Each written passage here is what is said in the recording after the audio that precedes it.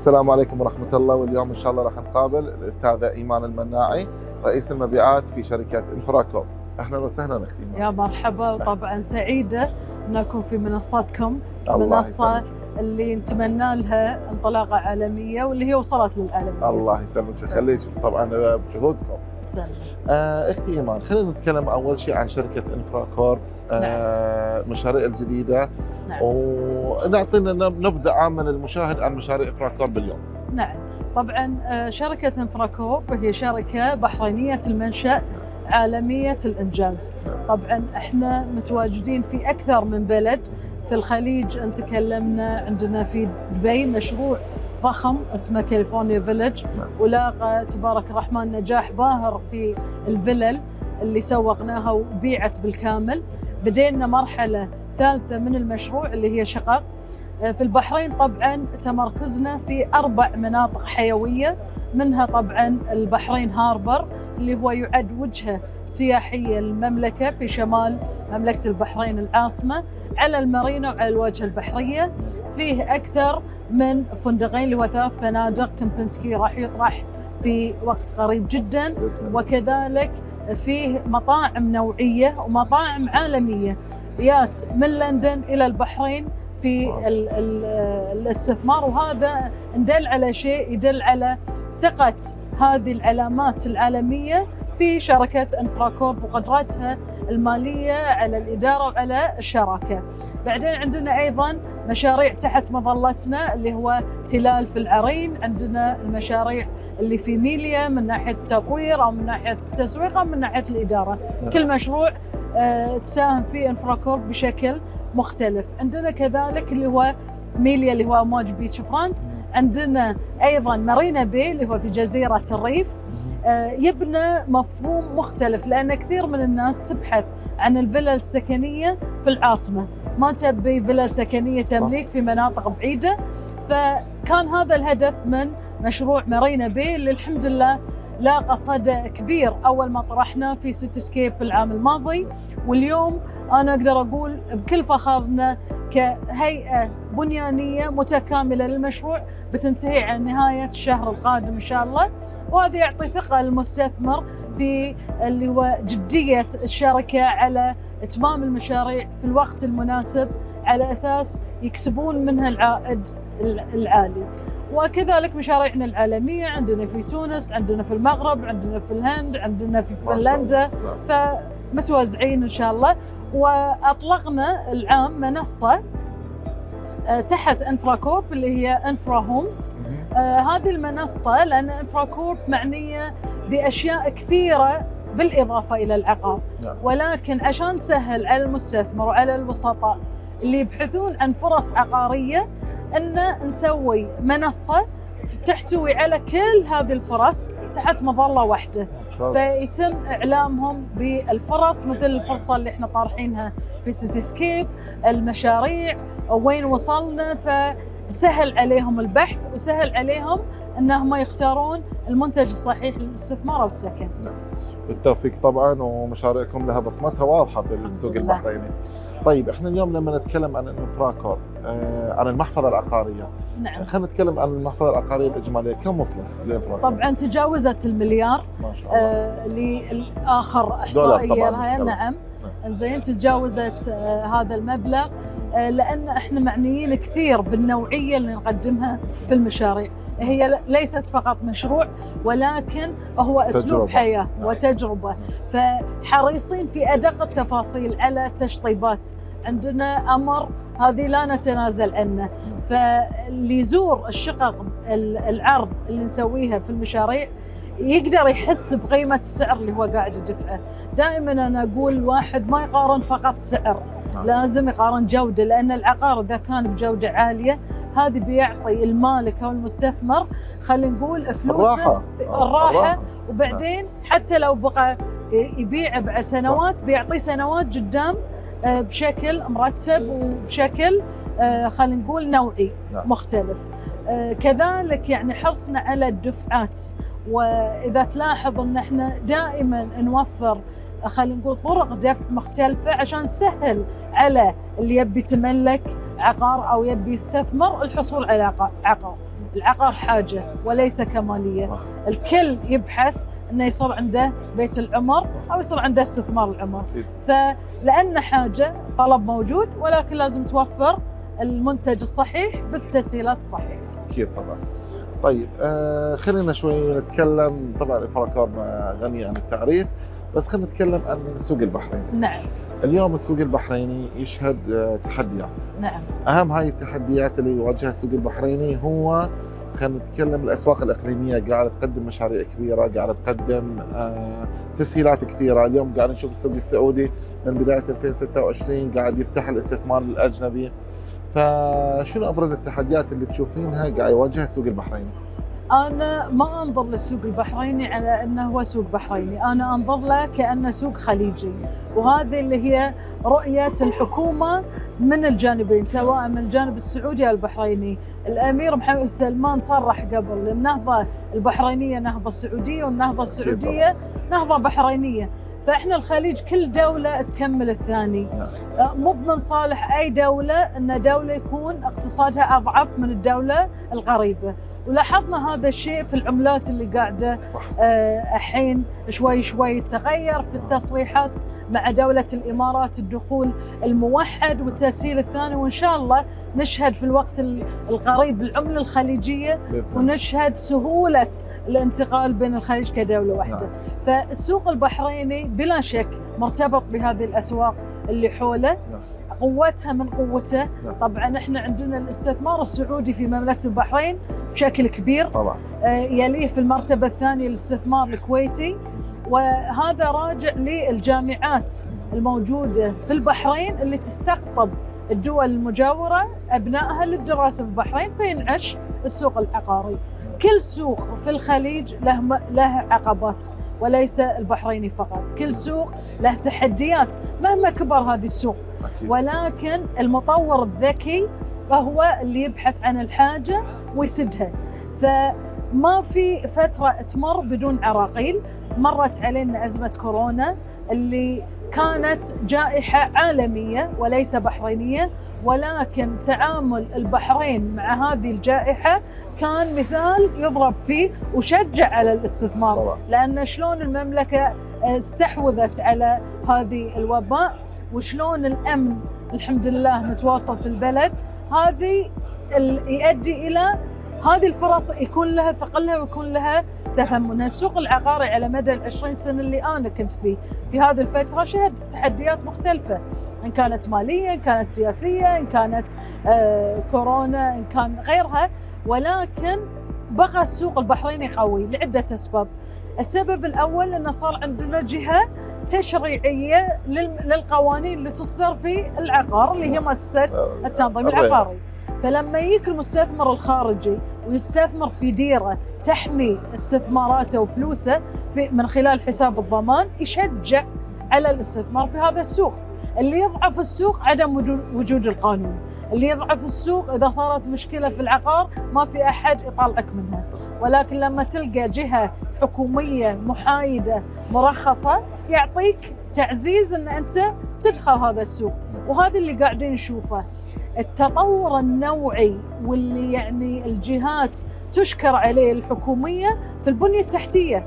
احنا نشوف الشوارع والجسور اللي قاعدة تصير والمرافق اللي قاعدة تصير والنقل إلى قطر وغيره، ومع السعودية في الجسور، هذه يعزز من العقار. العقار بدون بنية تحتية أسعاره مثل ما هي عليه إذا ما نزلت. كل شيء مكمل للثاني. عشان ينجح السوق العقاري البحريني لازم كل الفروع في البحرين تنجح. هلا نتكلم أنا تحديدا، شنو تشوفين التحديات اللي يواجهها اليوم السوق العقاري البحريني؟ نعم. مثل ما أنت عارف احنا لما نتكلم بلغة الأرقام، نعم، احنا قاعدين نتكلم عن تقريبا ما يقارب 50% أو نعم 55% من السكن العقاري اليوم مش مبيوع، أو خلينا نقول مش مسكون، يعني فاضي. نعم. تقريبا 47% من التجاري اليوم فاضي. نعم. فشنو التحديات ان احنا نرجع السوق العقاري البحريني نفس ما كان؟ شنو التحديات وشلون نقدر نواجهها؟ تمام. التحديات مثل ما ذكرت موجودة، ولكن أنا دائما أرجحها أنه بسبب عدم الدراسة الصحيحة لمتطلبات السوق. نعم. إحنا عندنا طلبات إسكانية بالآلاف. نعم. لما أنا كمطور أوجد حل لهذه الطلبات، أنا في الحال زبايني موجودين، أنا في الحال المشروع اللي بسويه لو كان يطوف 50,000 وحدة بينسكن صح. وما بيصير فاضي. ولكن لما أكرر في مشاريع في مناطق ما فيها ذاك الزخم ولا ذيك الحاجة، أكيد بتكون فاضية.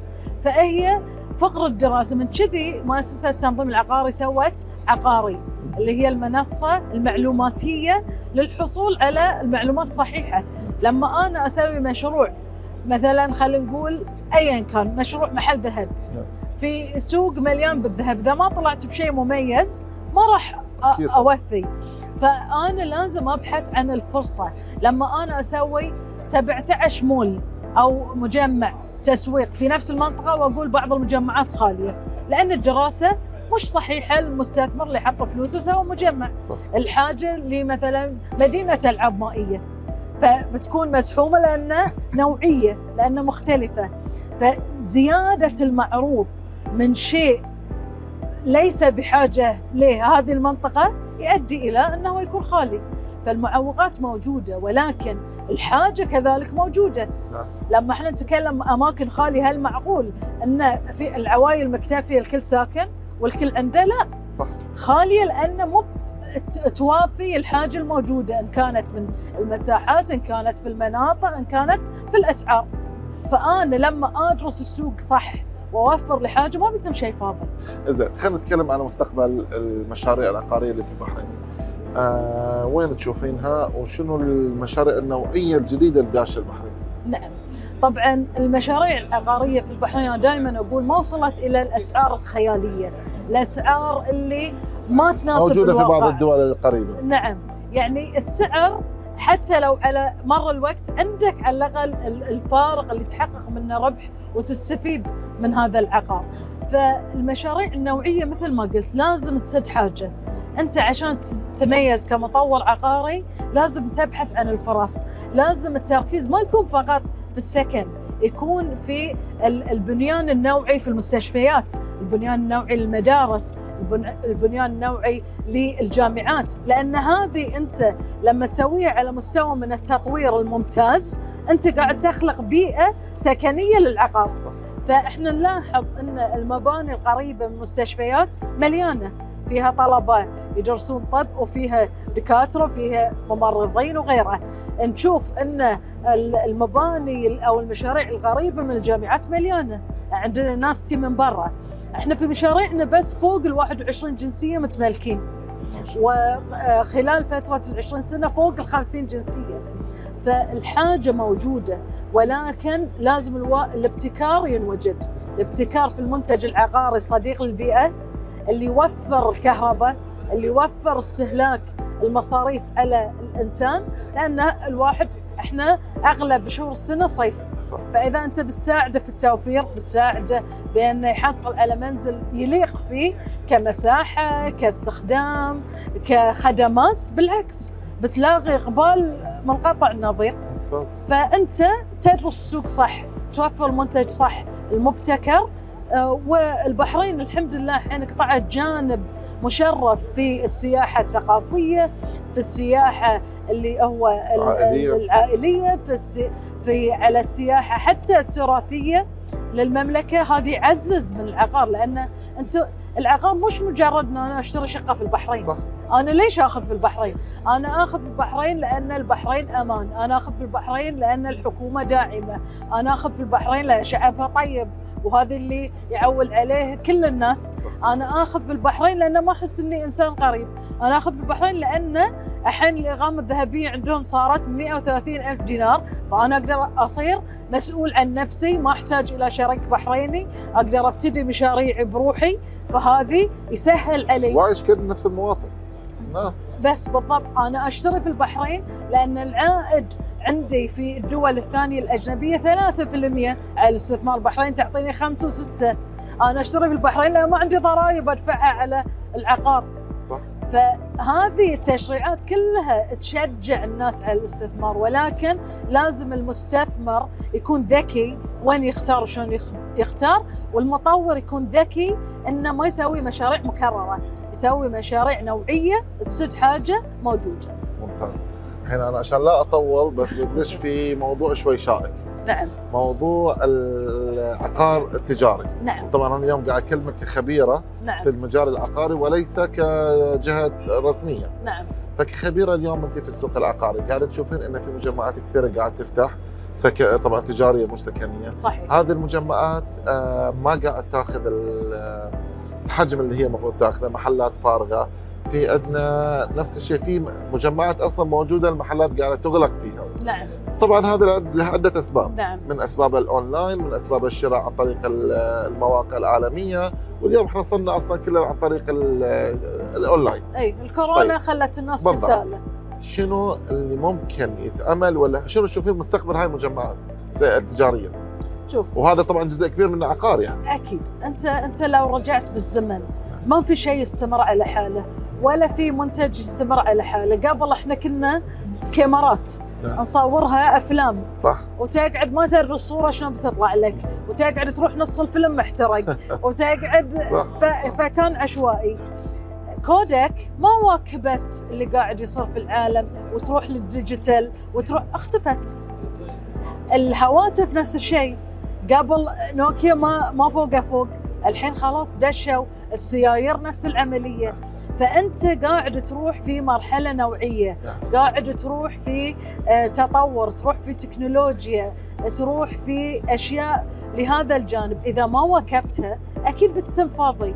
لما أنا الحين أكون في شركة، خلينا نقول مجمع، سويت لي ذراع إلكتروني عشان أواكب الأونلاين، أحتاج ستور. في ناس للحين تبي تشوف المنتج.